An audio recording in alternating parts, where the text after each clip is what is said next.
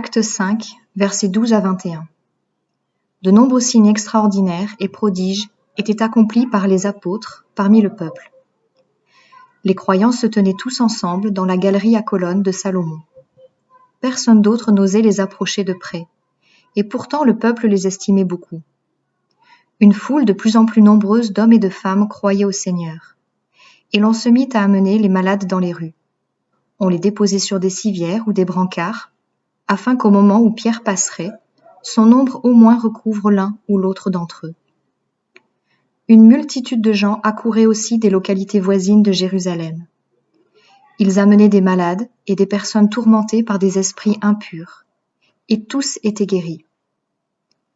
Alors le grand prêtre et tous ceux qui étaient avec lui, c'est-à-dire les membres du parti des Sadducéens, furent remplis de jalousie à l'égard des apôtres.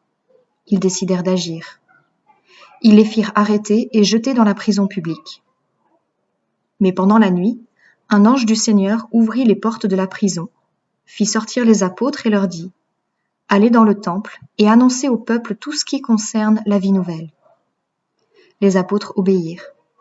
Tôt le matin, ils allèrent dans le temple et se mirent à enseigner. N'avez-vous pas, en lisant ce texte, une impression de déjà-vu ? Ou devrais-je dire, de déjà-vu ? Ce texte nous parle de ce que les croyants se réunissaient dans le temple, ici dans la galerie à colonnes de Salomon, pour écouter l'enseignement que donnaient les apôtres, de ce que Dieu accomplissait, beaucoup de prodiges et de signes extraordinaires par l'intermédiaire des apôtres, de ce que les croyants étaient estimés par tout le monde, et de ce que le Seigneur ajoutait chaque jour à leur groupe des personnes qu'il amenait au salut.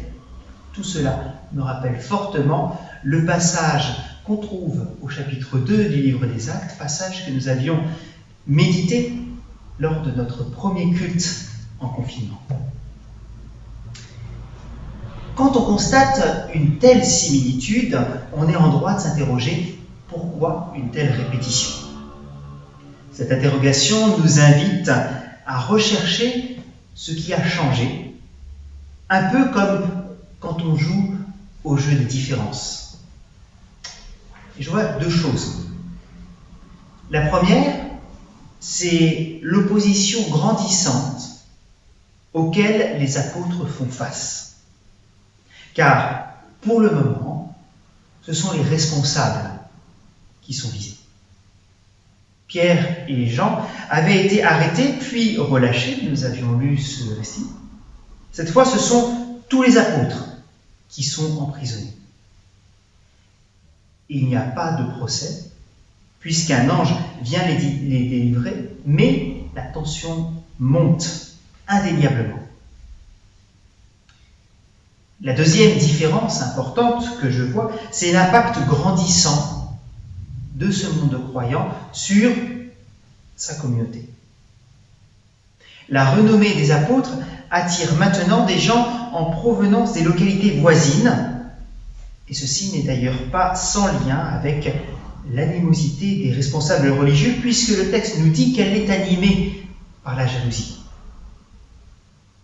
On peut regretter que cette renommée se base non pas sur une recherche spirituelle, mais plus sur une recherche terre-à-terre de bien-être sanitaire. Qu'importe, les apôtres y répondent avec leurs moyens. Souvenons-nous, je n'ai ni argent ni or, mais ce que j'ai, je te le donne. Et l'Église grandit. De plus en plus d'hommes et de femmes reconnaissent en Jésus-Christ le moyen de salut. Ce récit me rappelle cette citation de Dietrich Bonhoeffer : « L'Église n'est réellement Église que quand elle existe pour ceux qui n'en font pas partie. L'Église n'est pas hors du monde. Jésus l'y a laissée pour qu'elle poursuive son œuvre, celle d'apporter une vie abondante. Il a montré par les nombreuses guérisons qu'il a accomplies durant son ministère que le bien-être des hommes et des femmes lui importait. Y sommes-nous aussi sensibles que les premiers chrétiens ?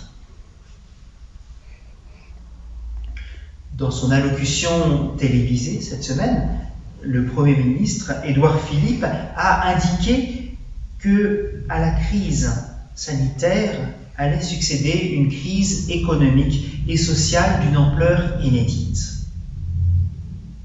Comment l'Église se positionnera-t-elle? Si nous voulons répondre au présent, nous pouvons rechercher dans ce récit des éléments pour nous guider. Et le premier élément que je vois, c'est la relation à Dieu comme moteur.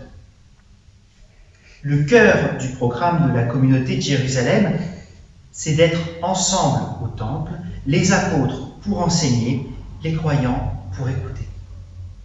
Ils n'ont pas de stratégie d'expansion, ils veulent mieux connaître Dieu. Et c'est vraiment ce que Dieu attend des croyants, puisque l'ange qui les délivre de la prison leur dit clairement ce qu'il faut faire, y retourner, enseigner. Deuxième élément que nous trouvons dans le texte et qui peut nous guider, c'est ne pas nous cacher, mais au contraire être ouvert. Le temple où se réunissent les croyants est un lieu public. Tout le monde sait qu'on peut les y trouver, et nombreux sont ceux qui viennent pour que les apôtres guérissent les malades. Et non seulement les croyants ne se cachent pas, mais ils sont disponibles aux sollicitations pour faire du bien autour d'eux, selon leurs moyens. Troisième élément, pour nous guider dans cette période, ne pas craindre ceux qui veulent nous arrêter. Plus l'Église est visible, plus l'opposition augmente. À Jérusalem, elle est même institutionnelle, et on sait qu'à notre époque aussi, sous diverses formes, selon les lieux, l'Église est attaquée. Mais il lui est demandé de poursuivre son action. Voilà donc une belle direction à suivre, faire de notre relation à Dieu une priorité, ne pas nous cacher de nos contemporains, mais être ouverts à leurs besoins, et ne pas craindre ceux qui veulent nous arrêter. Pourquoi ne pas suivre ce programme en cette période particulière que nous vivons? Quant à la croissance de l'Église, le livre des Actes des Apôtres nous dit que c'est le Seigneur qui ajoute les personnes qui l'amènent au salut. S'il lui plaît de nous la faire connaître, à lui soit la gloire.